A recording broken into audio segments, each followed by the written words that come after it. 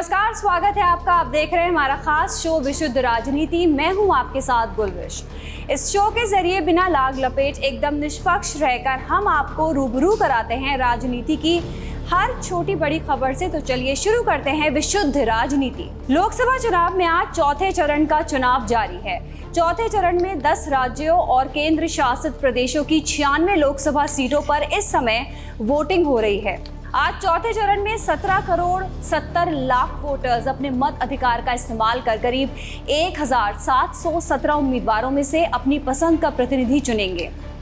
इन राज्यों में चुनाव पर सीट पर वोटिंग होगी और यहाँ पर आंध्र प्रदेश की 25 सीटें, बिहार की 5 सीटें, झारखंड की 4 सीट, मध्य प्रदेश की 8 सीट, महाराष्ट्र की 11 सीट, ओडिशा की 4 सीट, तेलंगाना की 17 सीट, उत्तर प्रदेश की 13 सीट, पश्चिम बंगाल की 8 सीट, जम्मू कश्मीर की 1 सीट पर वोटिंग चल रही है। चौथे चरण में जहां कई हाई प्रोफाइल सीटों पर चुनाव हो रहा है, वहीं कई दिग्गजों की साख भी दांव पर लगी हुई है। इनमें सबसे पहले बात करेंगे यूपी के कन्नौज की। यूपी के कन्नौज में हम बात करें तो समाजवादी पार्टी से अखिलेश यादव का मुकाबला बीजेपी के सुब्रत पाठक से है। आगे बढ़ेंगे, खीरी यूपी की बात करेंगे जहां पर बीजेपी के अजय कुमार मिश्र का मुकाबला समाजवादी पार्टी के उत्कर्ष वर्मा से है। बात करेंगे कृष्णनगर पश्चिम बंगाल की, जहां पर टीएमसी की महुआ मोइत्रा का मुकाबला बीजेपी की अमृता राय से है। बहरामपुर पश्चिम बंगाल की बात करेंगे जहां पर टीएमसी के प्रत्याशी यूसुफ पठान का मुकाबला कांग्रेस के अधीर रंजन चौधरी से है। आसनसोल पश्चिम बंगाल की हम बात करेंगे जहां पर टीएमसी के शत्रुघ्न सिन्हा का मुकाबला बीजेपी के एसएस आलूवालिया से है। बेगूसराय की बात करेंगे जहां पर बीजेपी के गिरिराज सिंह का मुकाबला सीपीआई के अवधेश राय से है। खूंटी झारखंड की बात करेंगे जहां पर बीजेपी के अर्जुन मुंडा का मुकाबला कांग्रेस के काली चरण मुंडा से है। हैदराबाद की बात करेंगे जहां पर बीजेपी की माधवी लता का मुकाबला एआईएमआईएम के असदुद्दीन ओवैसी से है। बात करेंगे कडप्पा आंध्र प्रदेश की, जहां पर कांग्रेस की वाइस शर्मिला का मुकाबला वाईएसआर कांग्रेस की अविनाश रेड्डी से है। वहीं मतदान केंद्रों पर लगी लंबी लंबी कतारों के बीच वीआईपी वोटर्स यानी कि कई राजनेताओं ने भी वोट डाला और मतदान केंद्रों के बाहर अपनी उंगली पर लगी स्याही दिखाते हुए भी नजर आए। इसी बीच कई पार्टियों के नेता अपनी जीत का दावा भी करते हुए दिखे, जहां बीजेपी नेताओं का जोश हाई दिखा कि अब की बार फिर से बीजेपी की सरकार ही बनेगी। वहीं कांग्रेस नेताओं का दावा है कि देश की जनता बीजेपी से त्रस्त हो चुकी है और इस बार कांग्रेस को ताज पहनाकर अपनी सेवा का मौका देगी। चौथे चरण का मतदान जारी है और अभी चुनाव के 3 फेज बचे हैं। इसके बाद 4 जून के नतीजों से साफ होगा कि किसकी गारंटी और किसके संकल्प पर देश ने भरोसा दिया है। जनता जनार्दन ने किसे सिरमौर बनाया है और किसे विपक्ष में बैठाया है। चलिए बढ़ते हैं अगली खबर की तरफ। वाराणसी से तीसरी बार दावेदारी कर रहे प्रधानमंत्री मोदी आज वाराणसी दौरे पर हैं। प्रधानमंत्री मोदी का आज वाराणसी में भव्य रोड शो है, जबकि कल यानी कि 14 मई को वाराणसी से नामांकन दाखिल करेंगे। बात करें आज के रोड शो की तो शंखनाद, डमरुओं की निनाद और मंत्रोच्चार के बीच ये रोड शो निकाला जा रहा है। तो वहीं इसमें लघु भारत और यूपी की संस्कृतियों की झलक भी देखने को मिल रही है। रोड शो में 5000 से ज़्यादा मातृ शक्तियां भी पैदल यात्रा करती हुई नजर आई। वहीं रोड शो में मुख्यमंत्री योगी आदित्यनाथ भी शामिल रहे। अभी तक नरेंद्र मोदी दूसरों के लिए वोट मांगते आए, लेकिन काशी में वे अपने लिए मतदाताओं से वोट मांगते दिखे। आज के इस रोड शो में शामिल होने के लिए काशी वासियों के घर घर निमंत्रण भेज दिए गए थे। दरअसल इस बार बीजेपी ने ऐसी रणनीति बनाई है जो पहले किसी रोड शो में नजर नहीं आई होगी। ये 5 किलोमीटर की यात्रा आने वाले 5 सालों की काशी के विकास यात्रा का रोड मैप तैयार करेगी। रोड शो के बाद 14 मई को प्रधानमंत्री मोदी वाराणसी से नामांकन करेंगे। माना जा रहा है कि गंगा सप्तमी के मौके पर सबसे पहले मां गंगा को नमन करके प्रधानमंत्री मोदी अपने ऊपर गंगा जल छिड़क कर शुद्धिकरण के बाद बाबा काल भैरव का दर्शन करने पहुंचेंगे। काल भैरव से आशीर्वाद लेकर नामांकन दाखिल किया जाएगा। वहीं रोड शो से पहले प्रधानमंत्री नरेंद्र मोदी गुरुद्वारा पटना साहिब में लंगर परोसते हुए नजर आए। प्रधानमंत्री नरेंद्र मोदी ने सबसे पहले गुरु गोविंद सिंह जी की जन्मस्थली तख्त श्री हरमिंदर जी पहुंचे और हाजिरी लगाई।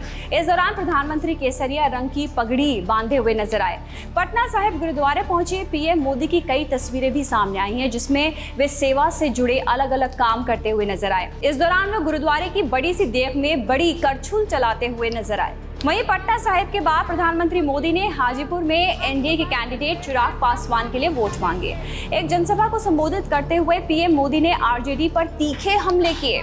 आरजेडी के राज में यहाँ सिर्फ अपहरण और फिरौती उद्योग ही फला फूला।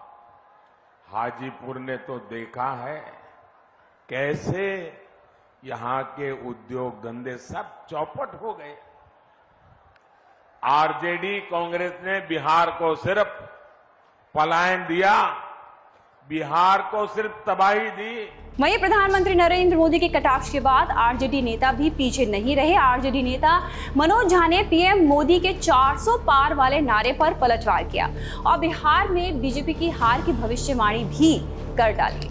उतनी भीड़ ना, अक्सर लोग कहते हैं हल्के में, बिहार में जेसीबी खुदाई देखने के लिए लोग आ जाते हैं, जितनी प्रधानमंत्री जी की सभा में भीड़ की चर्चा हो रही है। मैं समझता हूं कि अगर प्रधानमंत्री जी को बिहार की सड़कों पर आना पड़ा, पटना की सड़क पे सबसे तथाकथित सेफ सीट पे, तो ये अपने आप में सबसे बड़ा ओपिनियन पोल है। पीएम आप हार रहे हैं। बिहार में सियासी पारा हाई है। लोकसभा चुनाव जारी है, साथ ही जारी है वार पलटवार का सिलसिला। जहां बीजेपी ने बिहार में पूरा दम लगा रखा है, वहीं लालू के लाडले तेजस्वी यादव भी फूंक फूंक कर अपनी चाल चल रहे हैं। चलिए रुक करते हैं अगली खबर की तरफ। शरद पवार के नेतृत्व वाली एनसीपी और बीजेपी के बीच चल रहे तनाव पर कांग्रेस के वरिष्ठ नेता शशि थरूर का बयान सामने आया है। कांग्रेस के वरिष्ठ नेता शशि थरूर के दूसरी पार्टियों को लेकर दिए गए बयान ने सियासी हलचल बढ़ा दी है। शशि थरूर के बयान से पहले बात करते हैं उस बात की जिसे लेकर शशि थरूर सुर्खियों में है। दरअसल हाल ही में शरद पवार को पीएम मोदी ने बीजेपी के साथ आने का ऑफर दिया था। पीएम ने कहा था, पहले आप वो सुनिए। कि उनको लगता है कि अगर 4 जून के बाद सार्वजनिक जीवन में, राजनीतिक जीवन में अगर टिक के रहना है तो छोटे छोटे राजनीतिक दलों को कांग्रेस में मर्ज हो जाना चाहिए। इसका मतलब ये जो नकली एनसीपी है और ये नकली शिवसेना है, उन्होंने कांग्रेस में मर्जर करने का मन बना लिया है। अब आपको मैं बताता हूं, जब 4 जून के बाद कांग्रेस में जाकर के मरने के बजाय अरे सीना तान करके हमारे अजीत दादा के साथ और शिंदे जी के साथ आओ, बड़े शान से सपने पूरे हो जाए। हालांकि शरद पवार ने इसे ठुकराते हुए शरद पवार ने कहा था कि वो कभी नेहरू गांधी विचारधारा को नहीं छोड़ेंगे। शरद पवार ने कहा कि हम नेहरू गांधी विचारधारा के लोग हैं, हम कहीं नहीं जाएंगे और ना ही विचारधारा को छोड़ेंगे। हम कभी ऐसे शख्स या पार्टी के साथ हाथ नहीं मिला सकते जिसकी लोकतंत्र में आस्था ही नहीं है। जिस पर अब शशि थरूर ने छोटी पार्टियों के कांग्रेस में संभावित मर्जर पर कुछ लोगों के विचारों से सहमति जताई है। शशि थरूर ने जो कहा, उन्होंने कहा कि जहां तक छोटी पार्टियों के कांग्रेस के साथ जुड़ने या उनसे विलय करने का सवाल है, मुझे लगता है कि अगर विचारधारा एक ही है तो अलग होने की क्या जरूरत है। चलो देखते हैं क्या होता है। शशि थरूर के मुताबिक प्रधानमंत्री की शरद पवार से अजीत पवार और एकनाथ शिंदे के साथ आने की अपील का कोई मतलब नहीं था। उन्होंने दावा किया कि देश में माहौल बदल गया है और 4 जून को इंडिया ब्लॉक सत्ता में आएगा। खैर, ये भी जल्द साफ हो जाएगा। लोकसभा चुनाव के बीच कर्नाटक में सामने आए सेक्स स्कैंडल को लेकर लगातार खुलासे हो रहे हैं। लोकसभा चुनाव में अपनी किस्मत आजमा रहे प्रज्वल रेवन्ना पर एक नहीं कई महिलाओं ने यौन उत्पीड़न का आरोप लगाया है। इस मामले में पुलिस प्रज्वल रेवन्ना के पिता एचडी रेवन्ना को गिरफ्तार भी कर चुकी है। उन पर भी महिलाओं से रेप के आरोप हैं। वहीं प्रज्वल और पुलिस में चल रहे चूहे बिल्ली के खेल के बीच एक और महिला सामने आई है। महिला ने एसआईटी के सामने कई सनसनीखेज खुलासे किए हैं। महिला ने आरोप लगाया कि प्रज्वल और उनके पिता ने उसकी मां के साथ कई बार रेप किया। पीड़िता ने बयान दर्ज कराने के साथ ही अपनी मां और अपने लिए न्याय की गुहार लगाई और परिवार को धमकियां मिलने का भी आरोप लगाया है। पीड़ित के आरोपों के मुताबिक प्रज्वल उसकी मां को धमकी देता था कि अगर उसने सहयोग नहीं किया तो वो उसके पति की नौकरी छीन लेगा, उन्हें बेरोजगार कर देगा। युवती ने आगे बताया कि 2020 और 2021 के बीच होने वाले लगातार उत्पीड़न ने उसके परिवार पर बड़ा असर डाला, जिससे उन्हें अपने फोन नंबर तक बदलने के लिए मजबूर होना पड़ा था। आपको बता दें कि जेडीएस सांसद प्रज्वल रेवन्ना और उनके पिता पर महिलाओं का यौन शोषण करने का आरोप है। इस स्कैंडल ने राजनीतिक भूचाल चला दिया है। इसके बाद विपक्ष लगातार बीजेपी और सहयोगी दल जेडीएस पर निशाना साध रहे हैं। इस बीच कर्नाटक पुलिस की एसआईटी ने अन्य पीड़ितों के लिए आगे आकर शिकायत दर्ज कराने के लिए एक हेल्पलाइन नंबर जारी कर दिया है। वहीं मामले में अब तक 3 एफआईआर दर्ज की गई हैं, जिसमें से 2 रेप और 1 अपहरण का मामला शामिल है। वहीं मामले में मुख्य आरोपी प्रज्वल रेवन्ना 27 अप्रैल से ही फरार है।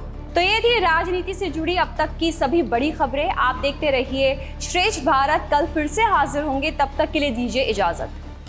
श्रेष्ठ भारत पर खबरों से जुड़े रहने के लिए चैनल को सब्सक्राइब करें, बेल आइकन दबाएं और देखते रहें श्रेष्ठ भारत।